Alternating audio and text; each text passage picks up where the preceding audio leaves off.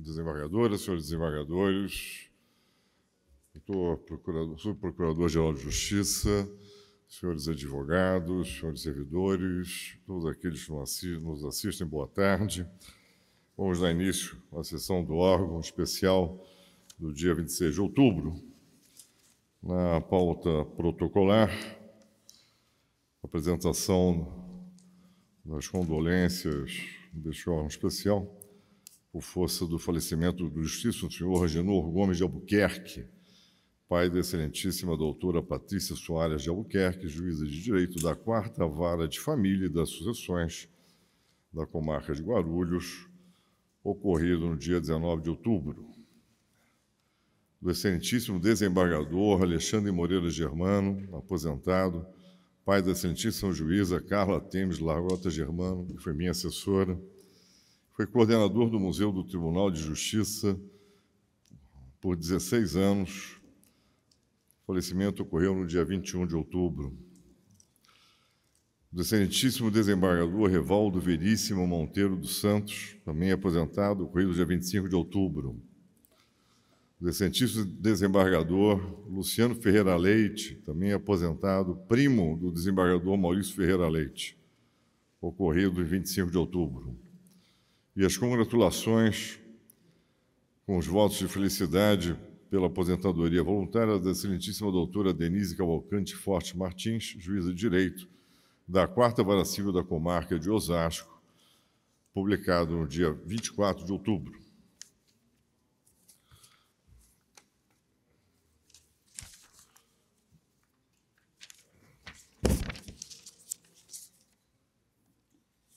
Vamos dar início à pauta judicial com os blocos de julgamento. Ações diretas de inconstitucionalidade. Números de ordem: 9, 10, 11, 12, 13, 14, 15 e 16. Embargos de declaração: 18, 19, 20, 21, 22, 23 e 24. Agravos: 2, 3, 4 e 5. Conflitos de competência: 6, 7 e 8. Dissídio coletivo de greve: 17. Habeas corpus: 25. Mandado de segurança: 27, 29 e 30. Permanece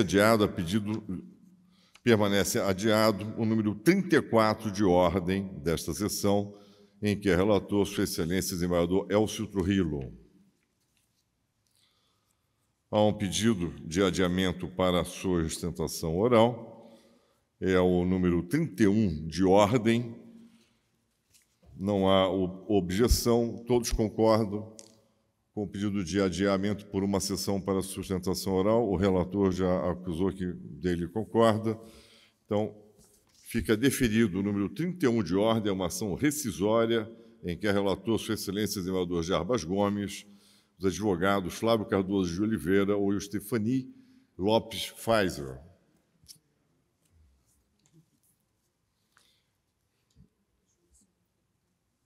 Ele está aí? Oi? Qual que é do juiz? Qual o número? O número 36 de ordem é um processo investigatório criminal em que, da relatoria Sua Excelência, desembargador Constable Solimene, está sendo retirado de pauta para cumprimento de diligência de intimação do senhor advogado. Então, fica para a sessão do dia 9, o número 36 de ordem.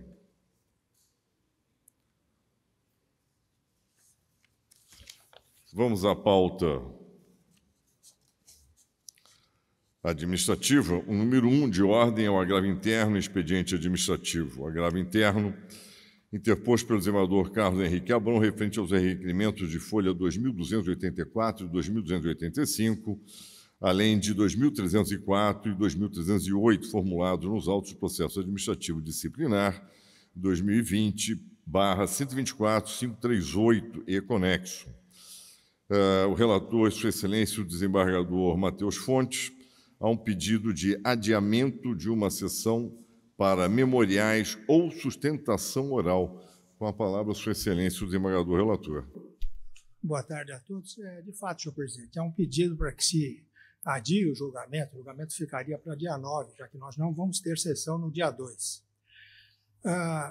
Diz ele aqui, os causídicos já têm compromissos agendados e priorizam prazo para memoriais e ou sustentação oral. Não há nenhuma prova de compromisso previamente agendado que eventual e extraordinariamente pudesse justificar o pedido de adiamento. A sustentação oral, em agravo interno, já foi apreciada e indeferida fundamentadamente por esse órgão especial em 2 agravos internos, a que se opuseram embargos de declaração que foram rejeitados. Memoriais, a parte já poderia ter enviado.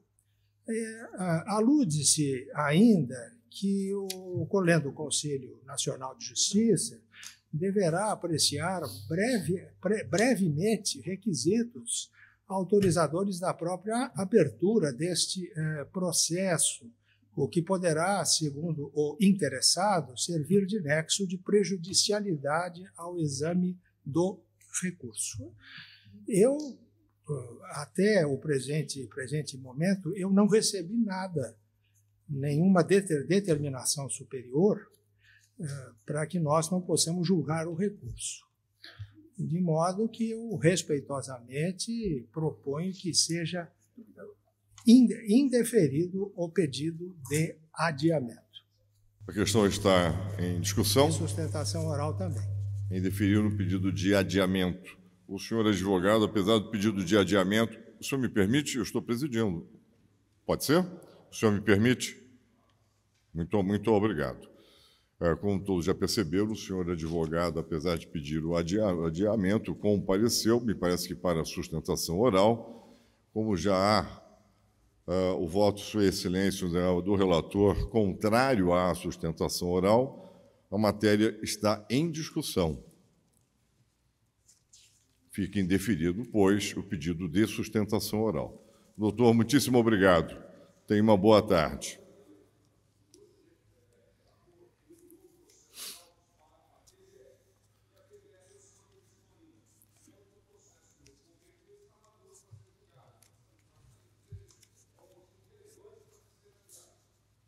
Uma boa tarde, doutor. Com a palavra, Sua Excelência, o desembargador relator, para proferir o seu voto. Ao exame, os senhores tiveram prévio acesso ao meu relatório, eu vou proceder à leitura já do voto.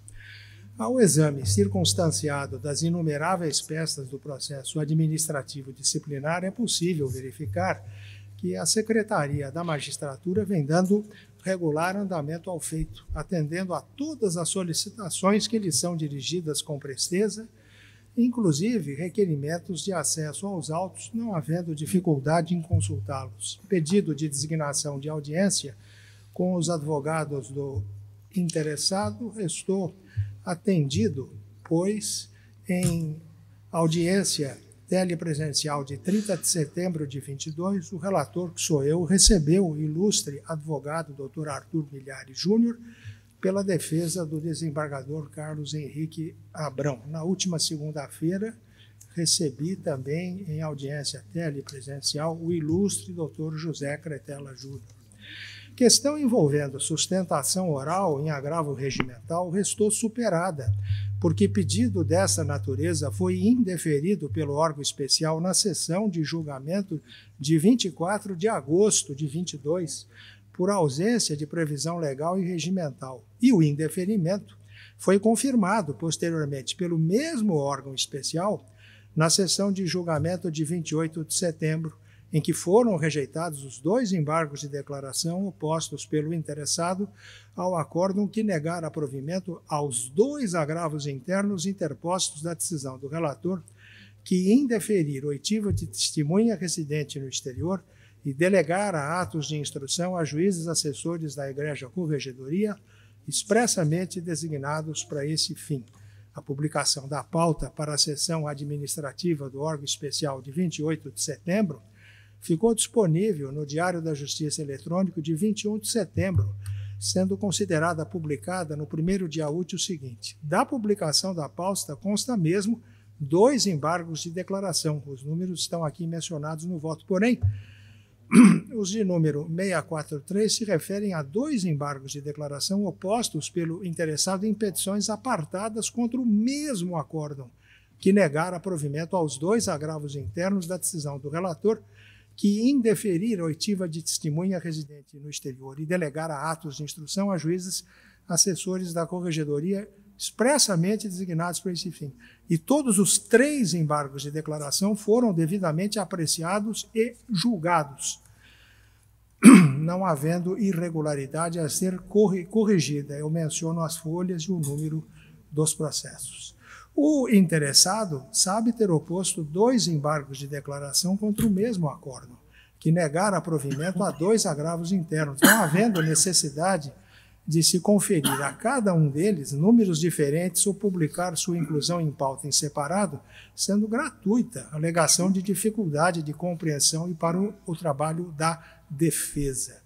Mesmo que na publicação da pauta para a sessão administrativa do órgão, de 28 de setembro, tenha saído o nome de Mário Antônio de Campos Tebet como Procurador-Geral de Justiça e não o nome do Dr. Mário Saúbo, o que se admite por epítrope, isso em nada prejudica o interessado ou causa nulidade processual, porque, como decidido pelo STJ, aspas, a unidade do Ministério Público é princípio institucional, que garante a qualquer de seus membros atuar em nome da instituição de forma suficiente, seja individual ou coletivamente. Artigo 127, parágrafo 1º da Lei 75 de 93, ao procurador natural, em decorrência da unidade do órgão ministerial, não é vedado o auxílio por outros membros do Ministério Público, tampouco há obrigatoriedade de que funcione personalissimamente em todos os atos de um caso.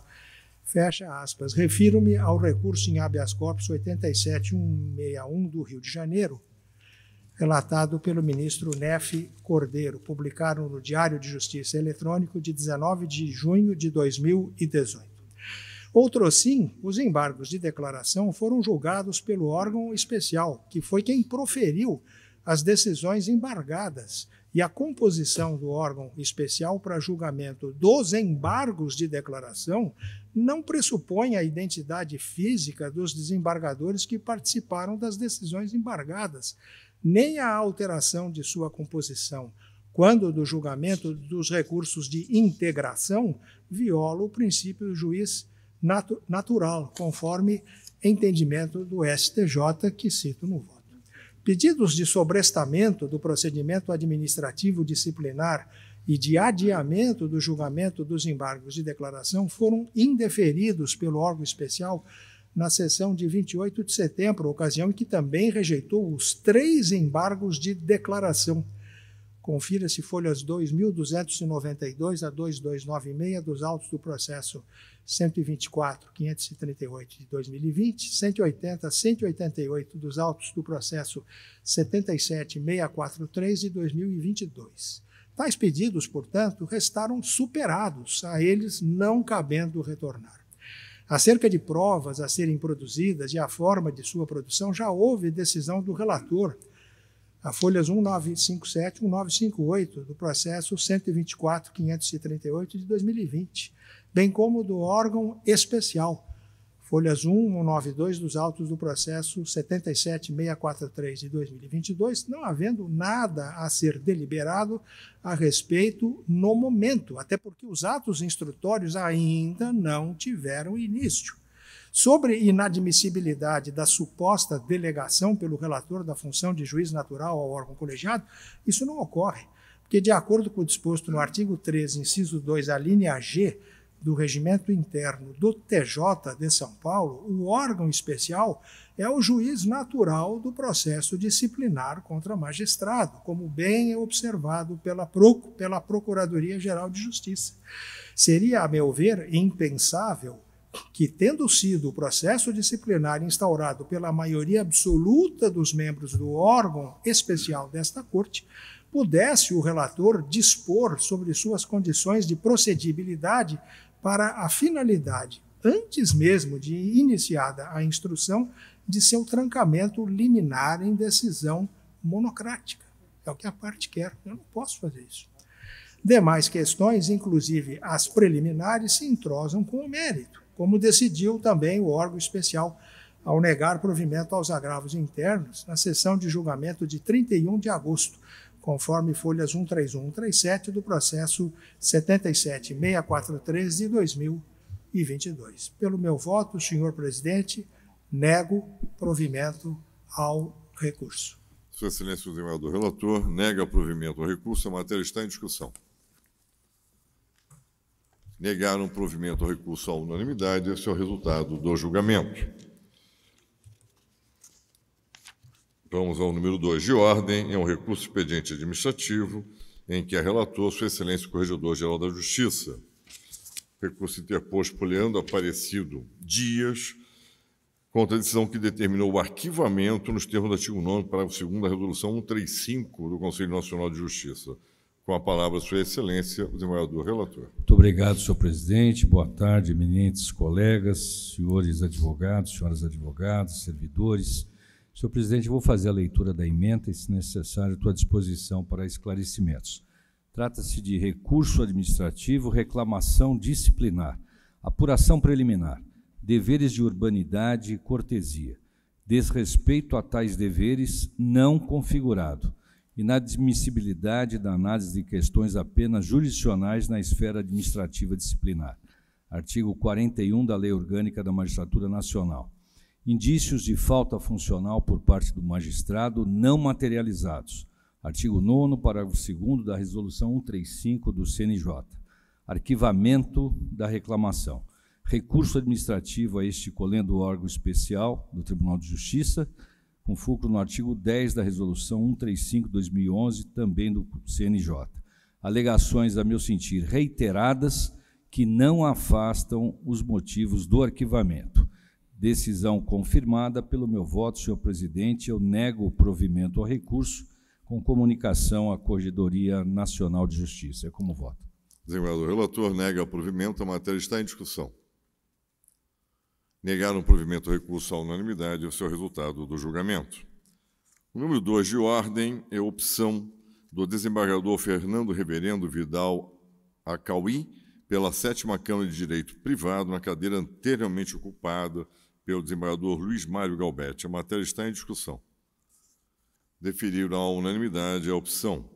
Número 4 de ordem, permuta dos desembargadores Ricardo Cardoso Melo Tucunduva, com assento na 6ª Câmara de Direito Criminal, para a 17ª Câmara de Direito Privado, do desembargador Ayrton Vieira, com assento na 2ª Câmara de Direito Criminal, para a 6ª Câmara de Direito Criminal, e do desembargador Laerte Marrone de Castro Sampaio, com assento na 17ª Câmara de Direito Privado, para a 2ª Câmara de Direito Criminal, todos a partir do dia 16 de fevereiro de dezembro de 2022. A matéria está em discussão.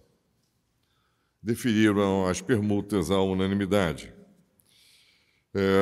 O número 5º de ordem é o do 190º concurso de provas de títulos de ingresso na magistratura, ofício da desembargadora Maria de Lourdes Rachid Vaz de Almeida, presidente da comissão, indicando os seus integrantes, respectivamente, na seção de Direito Privado, como titular, o desembargador Gilson Delgado, e suplentes, a desembargadora Cláudia Greco Tabosa Pessoa e o desembargador Alexandre Alves Lazzarini. A seu turno, em relação à seção de Direito Público, titular, desembargador Luiz Paulo Allende Ribeiro, e suplentes, desembargadores Marcelo Martins Berti e Flora Maria Nessi Tossi Silva. Por último, em relação à seção de Direito Criminal, titular o desembargador Reinaldo Sintra Torres de Carvalho, suplentes dos desembargadores Alexandre Carvalho Silva de Almeida e o nosso caríssimo Luiz Antônio Figueiredo Gonçalves.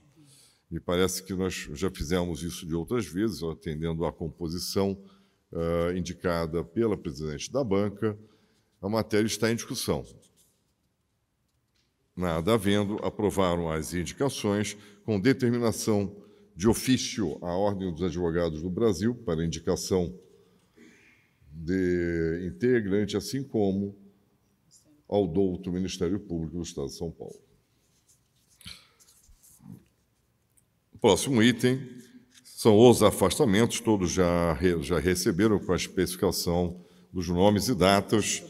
A matéria está em discussão. Pulei? Desculpe, eu pulei uma folha aqui, o final da folha, peço desculpas, mas ficam aprovados os afastamentos à unanimidade. O número 6 de ordem é uma minuta de resolução que dispõe sobre a inclusão da vara do Juizado Especial da Comarca de Santa Fé do Sul a competência para processamento dos feitos do Juizado Especial Criminal sem distribuição de acervo. A matéria está em discussão. Aprovaram à unanimidade. É só isso que faltava.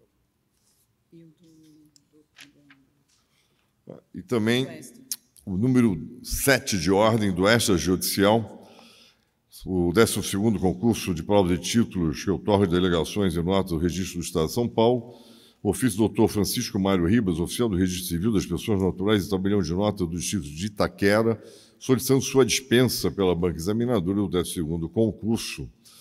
A manifestação do excelentíssimo senhor desembargador Fernando Antônio Torres Garcia, indicando para compor a comissão, como suplente, a doutora Daniela Rosário Rodrigues, oficial de registro de imóveis e títulos e documentos, civil das pessoas jurídicas e civil das pessoas naturais em interdições e tutela da sede da comarca de Montemor, com remessa dos autos ao Conselho Superior da Magistratura, que determinou o encaminhamento para aprovação pelo órgão especial. A matéria está em discussão. Aprovaram a indicação à unanimidade. Finalizamos, pois, a pauta administrativa. Vamos retornar à pauta judiciária com o número 1 de ordem. É um agravo interno. Eu sou o relator. Eu vou ler a ementa, me parece que ela é autoexplicativa, mas estou à disposição.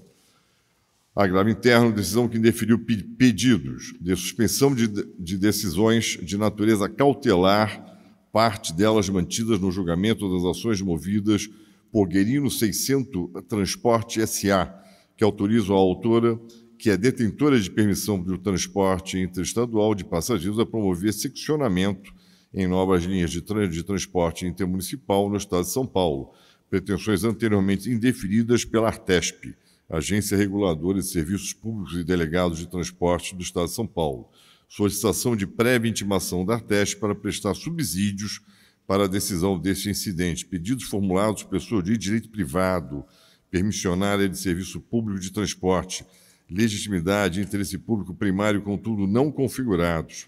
Ausência dos pressupostos legais para ingresso da Artesp, bem como dos requisitos específicos para liminares objeto de suspensão. Eu estou propondo que não se dê provimento ao agravo. Não deram provimento ao agravo à unanimidade, esse é o resultado do julgamento. O próximo é o número 33 de ordem, é uma ação direta de inconstitucionalidade em que a relator, Sua Excelência Desembargador Damião Kogan. Creio que esse foi o processo que eu indiquei vista.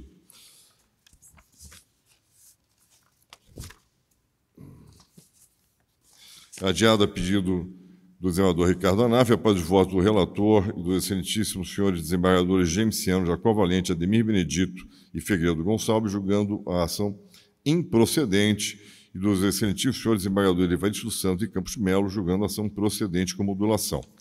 Esse processo eu indiquei vista. Eu já tinha dito na sessão passada que, enquanto transcorriam os votos, eu estava lendo as atas que compõem a audiência pública. E observei na primeira ata a observação de uma das pessoas que ali participava, de que 10 caminhões tombavam em frente à casa dele. Não tinha muita pertinência em relação ao projeto. Mas outras tantas são específicas em relação a cada um dos projetos. Há questões objetivas, técnicas que foram tratadas nessas audiências públicas e que, na própria audiência pública, já se adiantara que seria formulada a emenda à lei. E essas emendas são aquelas emendas que chamavam a atenção inicialmente porque atacavam a própria essência da lei, porque a modificação era tão grande, ou a área passava a ser outra, que é no caso das macrozonas, que alterava substancialmente. No entanto, todas elas foram debatidas nas audiências públicas, sem exceção. Participaram o Sindicato dos Arquitetos e outros. Questões muito técnicas foram levadas à baila. A municipalidade teve a cautela de esclarecer os termos técnicos utilizados nessas audiências públicas e, na realidade, as emendas nasceram das próprias audiências públicas. Ou seja, eu não vi vício nenhum em relação ao não retorno à audiência pública, ou ser absolutamente diversa quanto ao objeto da lei, aquelas emendas. Então, com todas as vênias, peço licença aqui à Sua Excelência, senador Getúlio Evaristo dos Santos, que tem sido não só meu amigo, dileto amigo, que como todos sabem, há muitos e muitos anos, mas tem sido o norte sempre nesse órgão especial. Então, eu peço licença para divergir e acompanhar a Sua Excelência, o senador Damião Cova, que me parece que trouxe na matéria em tese, que se adequa exatamente a esse posicionamento que eu já havia afirmado antes, que não quer queira, quer não queira, há de se verificar se da audiência pública deu ensejo àquela emenda à lei. Então, essa é a razão pela qual, com todas as vênias, eu julgo o pedido da ação direta de inconstitucionalidade, pedido de nulidade constitucional improcedente. Com a palavra, Sua Excelência, desembargador Campos Melo. Senhor presidente, eu já houvera proferido o voto acompanhando a divergência externada pelo eminente desembargador Evaristo dos Santos, mas eu estou reconsiderando, à luz do que foi aduzido por Vossa Excelência no precioso voto que Vossa Excelência trouxe à colação, e eu vou pedir vênia ao eminente desembargador Evaristo dos Santos para acompanhar o relator pelos fundamentos externados por Vossa Excelência nesse primoroso voto, motivo pelo qual eu postulo ulteriormente o recebimento de uma comenda. Eu vou acompanhar o relator. Pois não. Desembargador Evaristo dos Santos. Senhor presidente, caros colegas, membros do Ministério Público, senhoras e senhores advogados, brilhantíssimo o voto do desembargador Hanaf.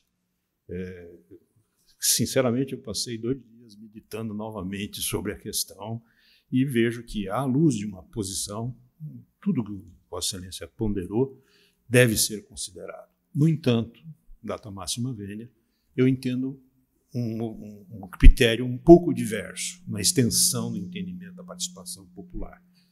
E me acompanho o que citei nas decisões anteriores, decisões do Supremo Tribunal Federal, do Supremo Tribunal de Justiça, do Supremo Tribunal Federal e da nossa Casa, em votos anteriores, da qual, inclusive, eu participei, e o doutor Gastão também.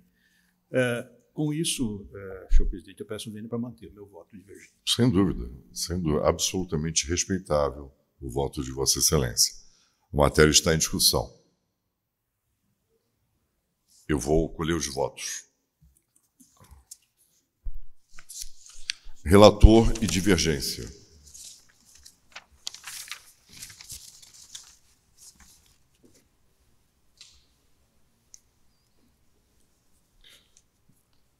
Como vota Sua Excelência, senhor vice-presidente? Data vênia com o relator, senhor presidente.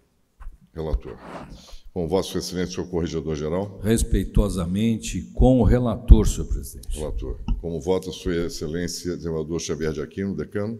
Com o relator. Como vota Sua Excelência, desembargador Moacir Pérez? Também com o relator, data vênia, senhor presidente.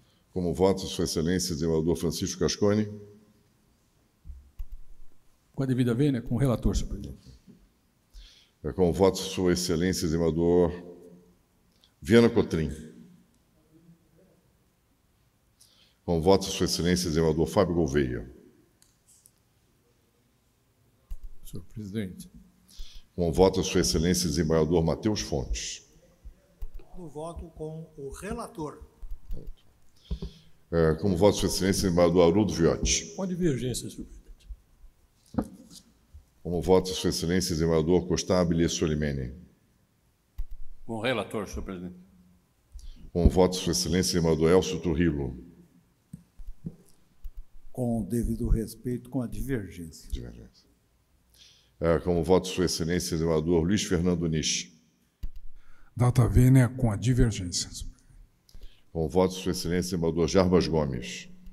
Senhor presidente, em que pese a excelência dos votos do relator e de Vossa Excelência, eu estou pedindo licença para acompanhar o eminente desembargador Getúlio Evaristo, porque já me pronunciei anteriormente no mesmo sentido e compartilho do mesmo entendimento que Sua Excelência. Perfeito. Com o voto, Sua Excelência, desembargadora Márcia Della Dea Baroni. Senhor presidente, com a relatoria, com o voto convergente e com a comenda. Com o relator.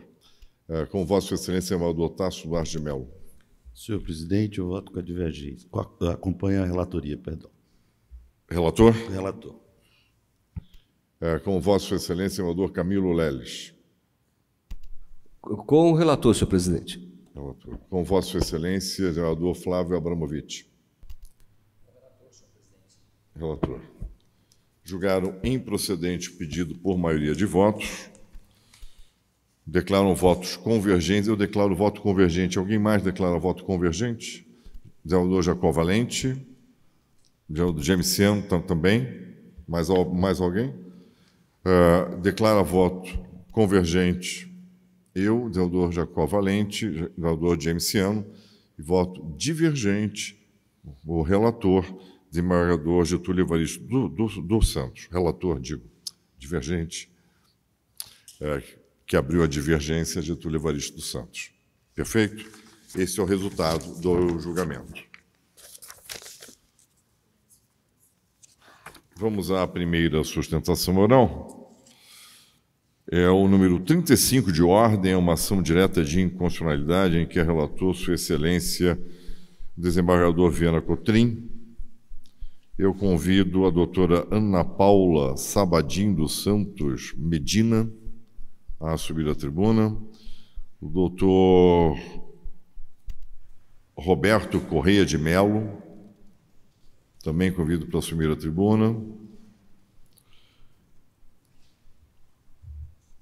e há um pedido aqui do amicus curiae, representado pelo doutor... Aliás, temos dois amicus curiae aqui, desculpe, tanto em relação ao doutor Roberto, pela Associação Brasileira de Empresas de Engenharia de Trânsito, como em relação ao doutor Silvio Luiz Ferreira da Rocha, tá?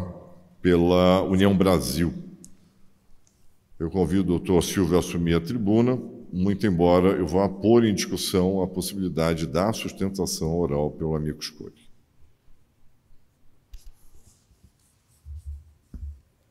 Estou aguardando.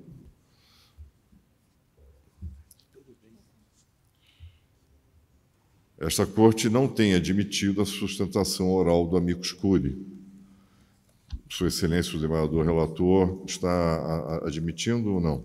Senhor presidente, primeiramente, boa tarde a todos. Aqui são duas questões, senhor presidente. Em primeiro lugar, eu não estou admitindo a intervenção nem da Betrans, nem do Partido União Brasil com o amicus curiae. Vossa Excelência indeferiu. Eu estou indeferindo aqui no voto. Essa é a primeira questão, senhor presidente. Sim. E já antecipando, tem uma segunda questão. Eu não trago voto de mérito. Eu estou examinando apenas o pedido de suspensão da presente ação que foi formulado pela própria Câmara Municipal de São Paulo. Perfeito. Bom, em relação ao amicus curiae, todos concordam com o indeferimento da sustentação oral? Desembargador? O relator está indeferindo a admissão dos amicus Sim, mas ele está indeferindo no voto. Não é isso? Ele não havia indeferido antes. Então, aqui é só sustentação oral. Porque se tivesse indeferido antes, com certeza não, perfeito. Não caberia. Mas pois não. Eu acho que, como o indeferimento da admissão é prejudicial, a gente nem apreciaria a questão concernente à sustentação oral. Perfeitamente. A questão é, o indeferimento está no voto. Não foi indeferido antes. Mas o relator acabou de externar que está indeferido. E isso que eu acho que nós devemos apreciar desde logo. Perfeito. Então, vamos, independentemente da fundamentação, até porque me parece que é ato do relator e dele não cabe recurso à letra do Código de Processo Civil. Quanto ao indeferimento da participação de amicus curiae, a matéria está em discussão em relação a ambos os amicus curiae. Amicus curiae. Amicus curiae. Né? Doutor Getúlio já tinha me corrigido da outra vez. Então, eu decorei. Todos concordam? Então, ficando indeferido, doutores, eu agradeço a participação. Tá? Os senhores são um gentleman, eu agradeço imenso ao doutor Roberto e ao doutor Silvio Luiz. Muitíssimo obrigado. Doutora Ana Paula, não havendo apreciação de mérito, a senhora pretende sustentar? Não havendo o pronunciamento sobre o mérito da demanda, Excelência, eu prefiro, então, não realizar a sustentação oral. Eu só gostaria de verificar se... na realidade, eu me retrato, Excelência, eu prefiro fazer a sustentação oral na íntegra, sendo possível. Mas é matéria intermediária, doutor. Nessas circunstâncias, então, eu deixo de fazer a sustentação oral. Eu agradeço imenso. Muito obrigado. Com a palavra, Sua Excelência, vamos tomar como preferência simples. Perfeito? Então, senhor presidente, eu vou proceder à leitura da emenda, que dá a dimensão do que está sendo julgado aqui. O voto é longo. Ação direta de inconstitucionalidade, Lei 17.731 de 2022, do município de São Paulo, que estabelece diretrizes gerais para a prorrogação e relicitação de contratos de parceria entre o município e iniciativa privada. Supero aqui a questão do amicus e digo adiante. Propositura simultânea de arguição de descumprimento de preceito fundamental no Supremo Tribunal Federal e ação direta de inconstitucionalidade neste coleno Tribunal de Justiça Estadual. Necessidade de sobrestamento da ADI estadual até o julgamento definitivo, eu cito aqui o número das duas ações, envolvendo o mesmo diploma normativo, evitando-se o risco de decisões conflitantes. Pelo meu voto, estou determinando a suspensão, senhor presidente. Sua Excelência, embaixador relator, determina a sua suspensão por até 1 ano por prejudicial heterotópica. A matéria está em discussão. Deferir a suspensão à unanimidade, esse é o resultado do julgamento. Doutora Ana Paula, doutor Roberto, doutor Silvio Luiz, muitíssimo obrigado. Eu agradeço imenso a participação de Vossas Excelências.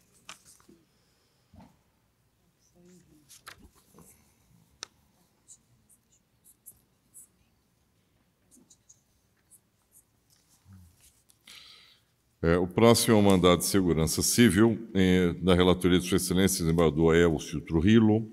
Convido o doutor Vitor Hanna Pereira, que apresentou subestabelecimento nessa data. Apresentou subestabelecimento nessa data, a assumir a tribuna. De plano, cumprimentando, já lhe passo a palavra, doutor, pelo prazo legal, à sustentação oral.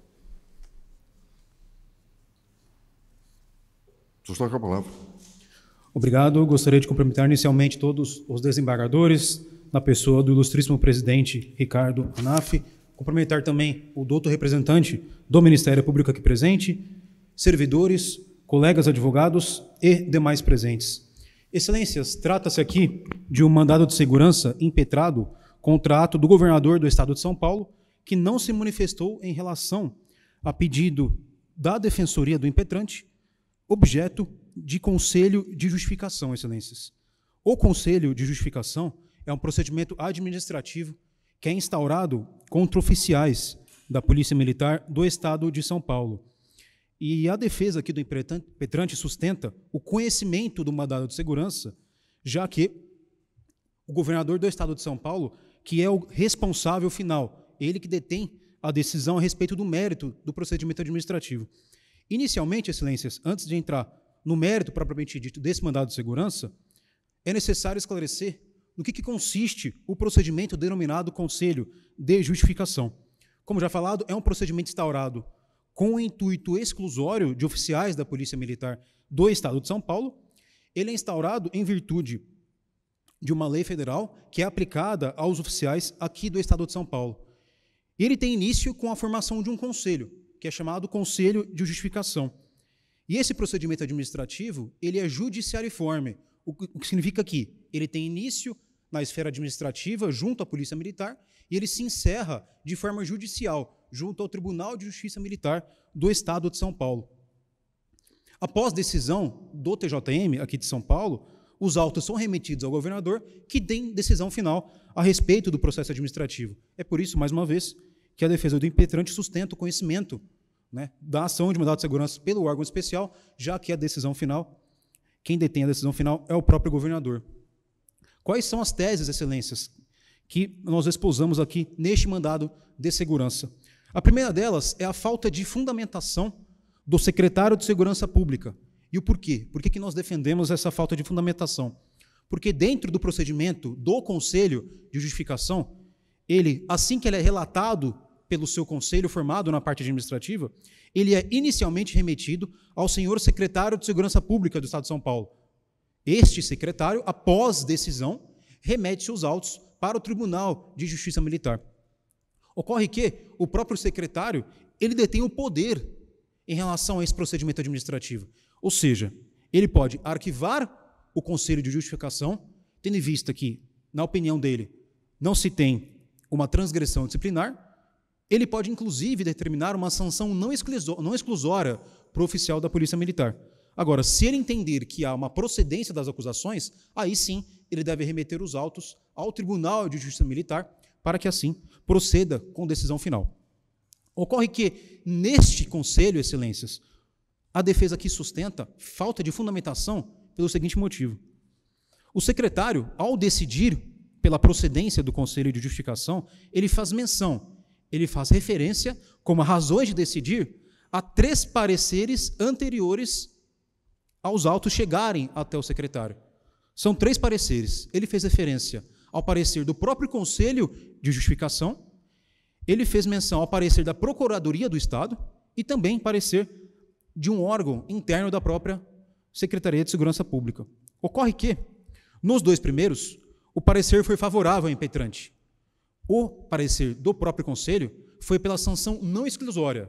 No mesmo sentido, a Procuradoria do Estado também emitiu um parecer nesse sentido, de que o justificante não deveria ser exonerado dos quadros de oficiais da Polícia Militar.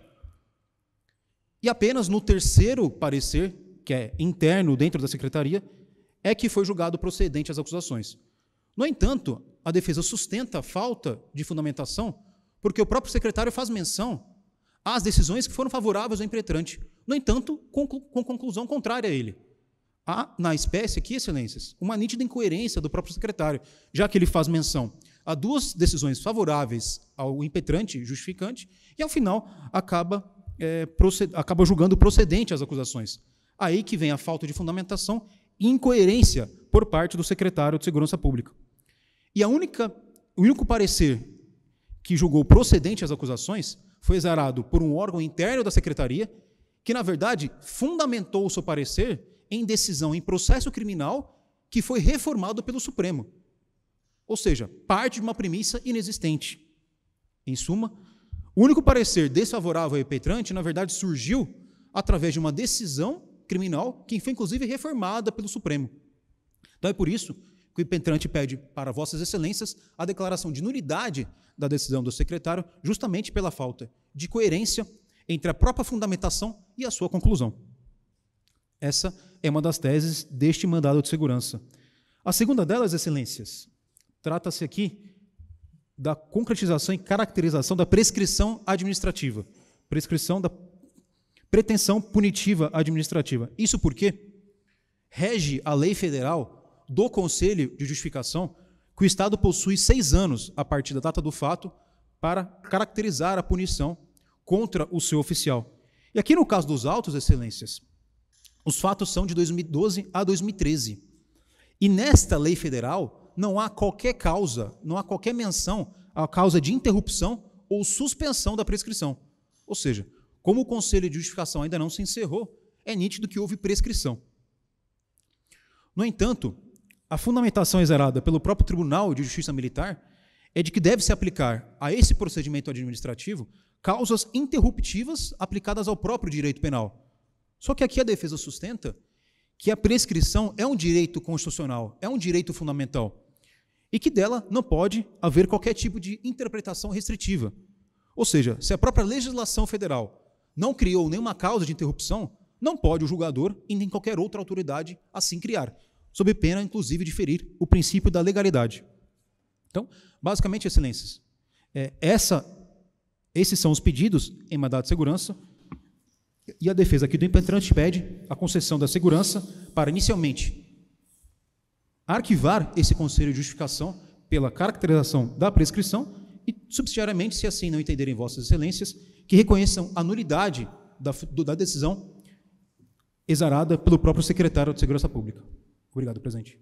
Nós aqui agradecemos. Com a palavra, Sua Excelência, o desembargador Elcio Turrillo. Senhor presidente, na pessoa de quem cumprimento a todos os ilustres integrantes desse colendo órgão, representação do Ministério Público presente, ilustre advogado que, com bagagem sólida, sustenta argumentos que, infelizmente, no caso, no limite da ação constitucional escolhida, não tem, respeitosamente, pertinência, mesmo porque o mandado de segurança visa a análise de direito líquido e certo questionado, o que não se dá aqui. Eu farei um resumo da ementa, e, inclusive com base em julgado desta Corte. Oficial da Polícia Militar do Estado de São Paulo, que respondeu a acusações perante o Conselho de Justificação. Esse conselho, analisando todos os fatores apurados, opinou ou julgou pela parcial justificativa e acolhendo a aplicação de parcial ou restritiva sanção em razão das transgressões disciplinares ali apontadas. Na forma da legislação, com essa proposta de parcial apenação, foram os autos remetidos ao secretário da Segurança Pública, que, dentro da sua atribuição, desacolheu essa proposta parcial e lançou com base, e aqui faço a indicação nos autos, em pareceres técnicos, lançou posição de procedência total das acusações imputadas ao impetrante e, na sequência, também nessa forma prevista na lei, o encaminhamento dos autos ao Tribunal de Justiça Militar do Estado. Esse recurso inominado, não analisado pelo ilustre secretário de Segurança Pública, conforme se aponta, de fato não ocorreu a circunstância narrada, e sim esse encaminhamento repetindo na forma da legislação, inclusive com o parecer assumido. O recurso administrativo foi apresentado posteriormente à decisão do Tribunal de Justiça Militar, que aplicou a sanção na amplitude inicialmente pretendida e indicada pelo secretário, foi encaminhado ao governador do Estado, que também, na forma da legislação, disse não conhecer do recurso. Foi alegada a ocorrência de prescrição, assim como essa ausência que aponto de fundamentação por parte do secretário, mas não resultaram apuradas em razão do próprio julgamento proposto pelo tribunal, proferido pelo Tribunal de Justiça Militar, que entendeu cabível e pertinente a justificativa. Ao que se nota, e aqui complementando, é que busca o ilustre impetrante que se analise um ato antecedente ao julgamento do próprio Tribunal de Justiça Militar. Por essa razão, ferindo o limite do mandado de segurança para questão de direito líquido e certo e não análise probatória conforme pretendido, e considerando o julgamento do tribunal posteriormente posto ao parecer, na forma que já apontei, tenho que a constitucionalidade da técnica de motivação adotada por referência ou por remissão, e por isso, neste caso especificamente analisado, não constata ou não se constata violação a direito líquido e certo. Portanto, em resumo, e com o voto já distribuído a todos os ilustres pares, é que proponho que a segurança seja denegada. É como voto, senhor presidente. Sua Excelência, senhor relator, propõe a denegação da ordem. A matéria está em discussão. Denegar a ordem à unanimidade, esse é o resultado do julgamento. Doutor Vitor, muitíssimo obrigado, tenha uma boa tarde. O próximo, a arguição de constitucionalidade civil, em que é relator Sua Excelência, senador Ademir Benedito. Doutor Ricardo Bastos Rodrigues está presente. Doutor, me permita de antemão, o tribunal não tem admitido, por falta de previsão legal e regimental, as sustentações orais em questões que tais. Então, eu vou consultar primeiro o colegiado, ok? A arguição de inconstitucionalidade, sustentação oral, propõe-se o indeferimento. Todos concordam? Fica, pois, indeferida, doutor, muitíssimo obrigado, será julgado a título de preferência e o senhor toma ciência do julgamento. Eu lhe agradeço imenso. Com a palavra, Sua Excelência, o desembargador Ademir Benedito. Preferências, desembargador. Senhor presidente, senhores desembargadores, eminente representante do Ministério Público, eminente advogado, aqui se trata de um incidente de arguição de inconstitucionalidade e que, antecipando o resultado, eu não estou conhecendo. A ementa é no seguinte sentido: Lei 7.594, de 2017, do município de Guarulhos, majoração da alíquota de ISS de 2% para 5%.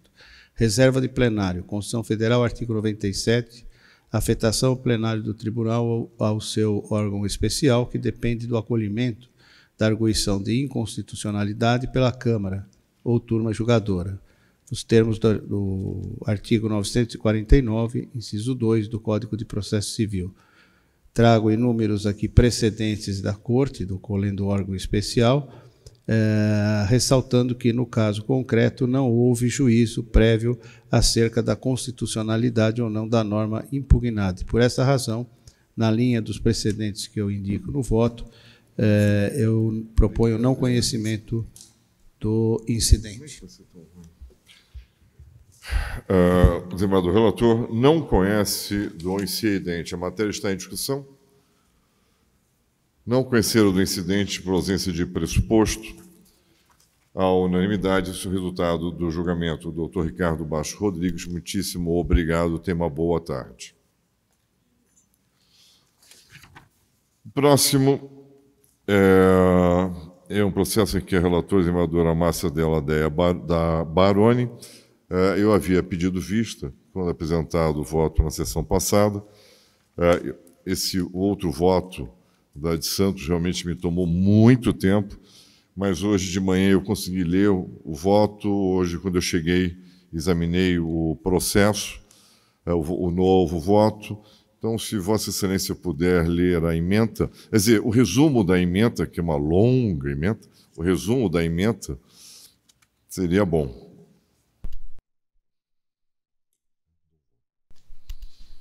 É o número 33. 32. 32, desculpa, 32 da pauta. Então, senhor presidente, aqui é uma ação direta de inconstitucionalidade, município de Mauá.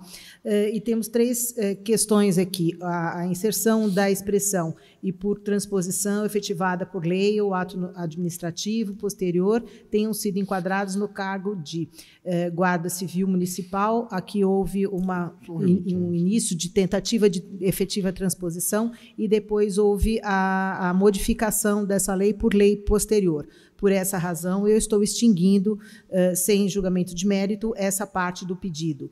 No que tange à extinção do cargo de diretor, eu estou julgando procedente, efetivamente, como alertado por Vossa Excelência.